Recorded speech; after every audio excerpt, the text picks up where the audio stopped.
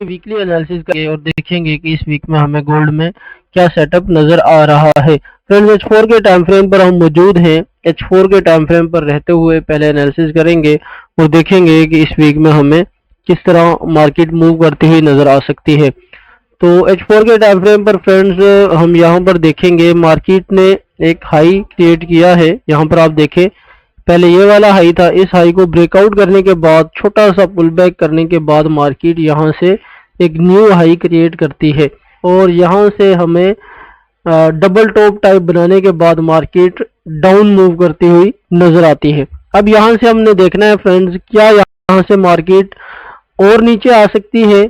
यहाँ से इस स्पॉट को जहाँ पर मार्केट खड़ी हुई है इसको ब्रेक डाउन करके क्या मार्केट यहाँ से और नीचे आ सकती है, या यहीं से मार्केट हमें पुल बैक लेती हुई अप साइड पर जाती हुई नजर आ सकती है। तो इसके लिए फ्रेंड्स सबसे पहले हम यहाँ पर एक स्पॉट एरिया मार्क करेंगे और समझेंगे कि मार्केट किस तरह मूव कर सकती है। यहाँ पर आप देखें फ्रेंड्स, हमारे सामने जो एरिया निकल कर आता है स्पॉट एरिया, वो ये एक ज़बरदस्त स्पॉट एरिया है जहाँ से मार्केट ने हमें मार्केट में रिजेक्शन होती हुई नज़र आ रही है। आप देखें, अगर स्पॉट एरिया की मैं बात करूं फ्रेंड्स तो ये है 3025 और 3003 का ये हमारे पास एक स्पॉट एरिया निकल कर आता है। अब मार्केट क्या कर सकती है फ्रेंड्स यहाँ से, अच्छा ये स्पॉट एरिया मैंने यहाँ पर मार्क कर दिया है। अब यहाँ पर हम एक रेजिस्टेंस एरिया भी मार्क करेंगे। यहाँ पर आप देखें, ये वाला एक एरिया हमारे सामने रेजिस्टेंस एरिया निकल कर आता है। अगर रेजिस्टेंस की बात करें तो हम 3136 और 3108 का हमारे पास एक जबरदस्त रेजिस्टेंस एरिया निकल कर आता है। फ्रेंड्स, अब क्या हो सकता है, यहाँ पर आप देखें मार्केट जब भी एक लंबी मूव करती है सेल साइड पर या बाय साइड पर, तो उसके बाद थोड़े टाइम के लिए मार्केट साइडवेज हो जाती है। तो हो सकता है कि यहाँ पर हमें मार्केट साइडवेज होती हुई नजर आए, या इस एरिया के अंदर ही हमें मार्केट इस तरह से एक रेंज बनाती हुई नजर आए। दो सूरतें हो सकती हैं। इसके अलावा फ्रेंड्स मार्केट क्या कर सकती है, देखें ये हमारे पास एक स्पॉट एरिया है जहां पर मार्केट अभी खड़ी हुई है और यहां से रिजेक्शन ले रही है। गोल्ड का एक बुलिश ट्रेंड है, हैवी बुलिश ट्रेंड है, तो हो सकता है कि मार्केट इस स्पॉट से यहीं से रिजेक्शन ले और हमें यहां से एक न्यू हाई क्रिएट करती हुई नजर आए।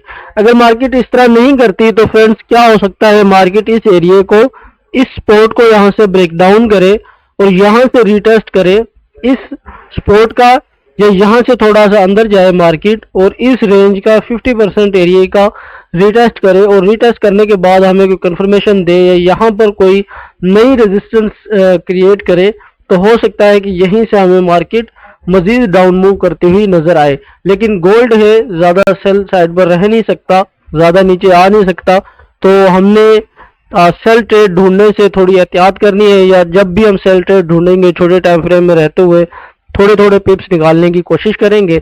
लेकिन जब हमें मार्केट के अंदर यहाँ पर या इस एरिया के ब्रेकआउट होने पर कोई कंफर्मेशन नजर आए तो हम लॉन्ग टर्म यहाँ से बाइंग प्लान कर सकते हैं।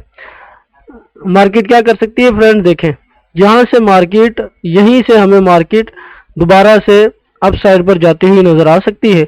अगर मार्केट इस रेंज का यहाँ से ब्रेकआउट करे और रीटेस्ट करे तो फिर मार्केट फिर से एक न्यू हाई लगा सकती है। अब हम इंतजार करेंगे फ्रेंड्स, यहीं पर हमें कोई कंफर्मेशन मिले इस स्पॉट के ऊपर तो हम यहाँ से अपनी ट्रेड को बाय साइड पर प्लान करने की कोशिश करेंगे।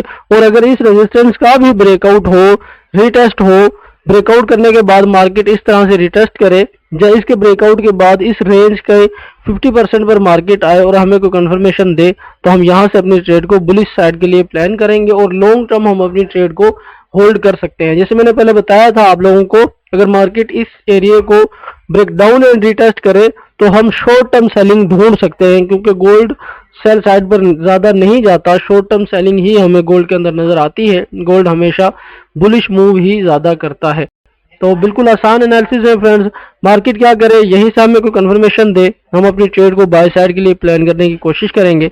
इस रेजिस्टेंस का ब्रेकआउट हो, रीटेस्ट हो, तो यहाँ से हम अपनी ट्रेड को बाय साइड के लिए प्लान करने की कोशिश करेंगे।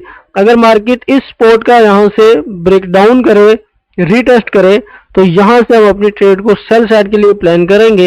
लेकिन अगर मार्केट इस रेंज के अंदर चली जाए या मार्केट यहाँ पर इस तरह से कोई सिचुएशन बनाए, इस तरह से कि कंडीशन यहाँ पर मार्केट के अंदर बनती हुई हमें नजर आए, तो फिर हमें आजकल जो कंसेप्ट चल रहा है लिक्विडिटी का, अगर मार्केट कुछ इस तरह की मूव करे तो फिर भी हमें यहाँ से सेल साइड पर नहीं बैठना, बाय साइड पर बैठना है।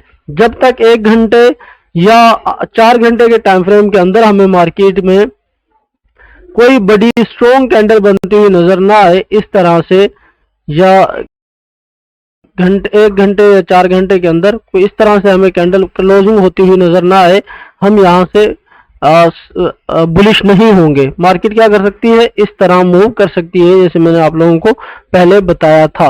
तो बिल्कुल एहतियात करें फ्रेंड्स, यहाँ पर होल्ड करें, इंतजार करें मार्केट को कोई अच्छा पैटर्न बनाने दें।